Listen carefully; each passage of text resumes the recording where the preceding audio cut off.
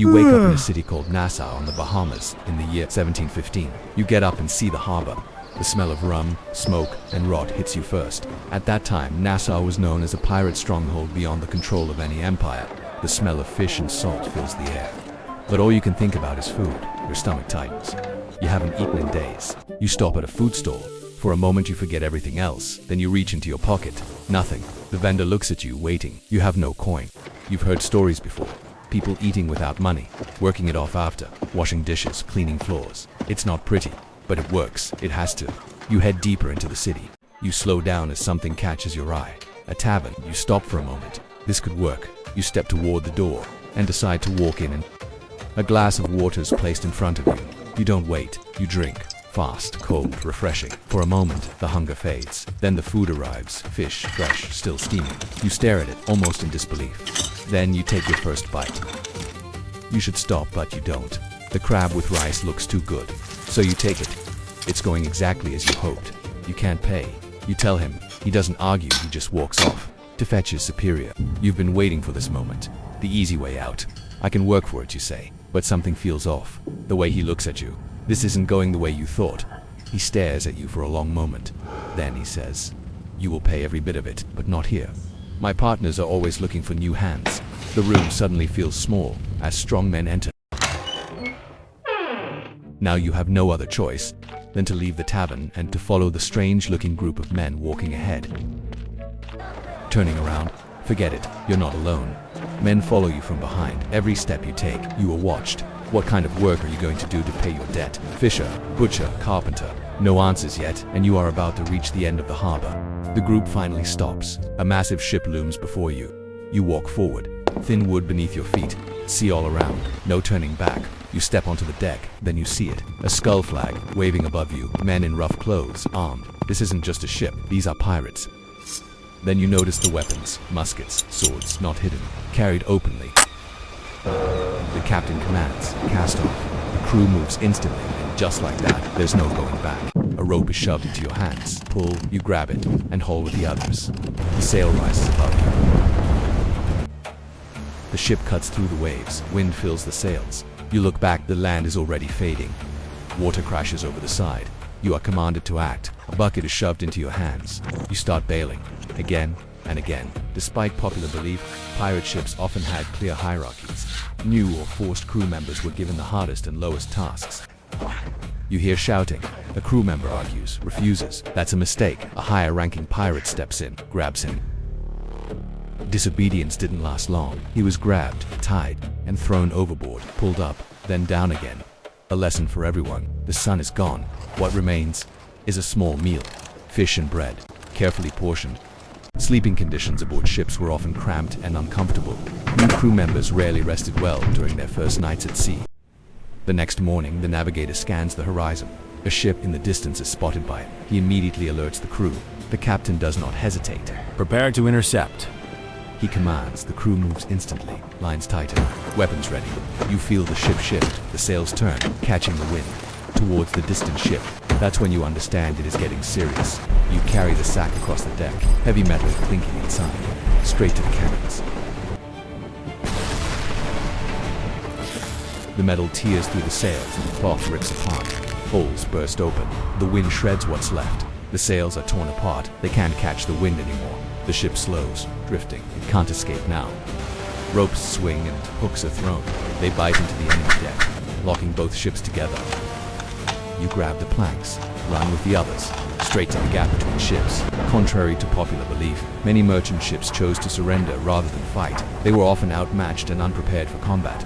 The pirates looted the ship quickly and efficiently, taking only what was valuable.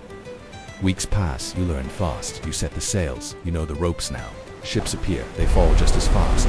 You carry the loot now. You're trusted with more. You're not at the bottom anymore. You're not alone anymore. You sit with them. Cards, drinks, better food taken from raids. You learn to go along with it, but slowly things change in a negative way. At first, it's just a cough, nothing unusual.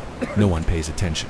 On a ship like this, everything is shared. Food, water, even the cups. So is disease. Days pass. More start coughing. Men lie in their hammocks, weak and barely moving. Medical care was limited. Not all of them recovered. The disease has passed. But something else is coming. The sky darkens. The wind picks up. A storm is coming.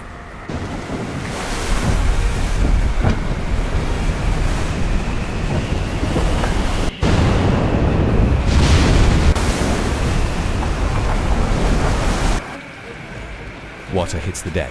You're thrown down and grab whatever you can to stay on the ship. You make it below deck. Safer, but not safe.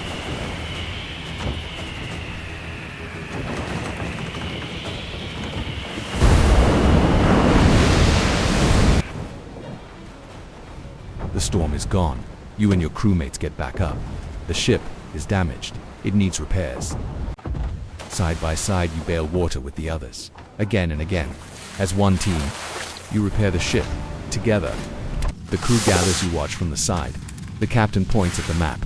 Next destination is land, and it is not far away anymore. The sun breaks through. You look out at the horizon. Land is near. This might finally end, you think. But naval blockades were historically used to intercept pirate activity along common return routes, especially near coastal areas where ships were forced to slow down, and the ship you are on is heading right to the marine ships. Then you see it. Navy ships, many of them, are lying across the sea. Turning back now is too late. The captain orders to act unsuspicious, and hope that we are not seen as pirates. But nevertheless, there are orders to prepare the cannons. In the case of an attack, then suddenly, without warning, the Navy starts to fire towards the ship.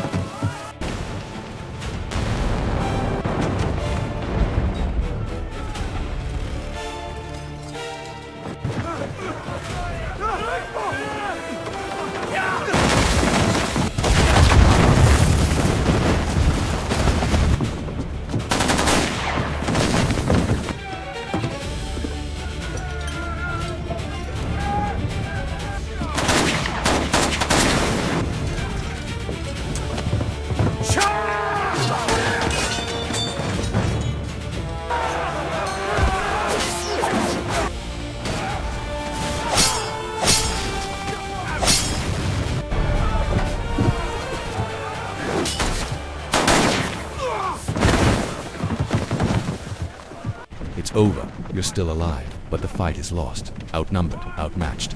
The Navy takes control. Your hands are bound, but on a different deck, a Navy ship. Somehow it's worse now. You reach land, just like you imagined, but not as a pirate with gold. Your new accommodation consists of cold stone walls and iron bars. You sit alone, waiting for a trial. As naval power grew stronger, the age of piracy came to an end, which didn't end in glory. It ended in prisons and gallows. The sea is gone, the cell is gone, just a story. If you want more, like and subscribe.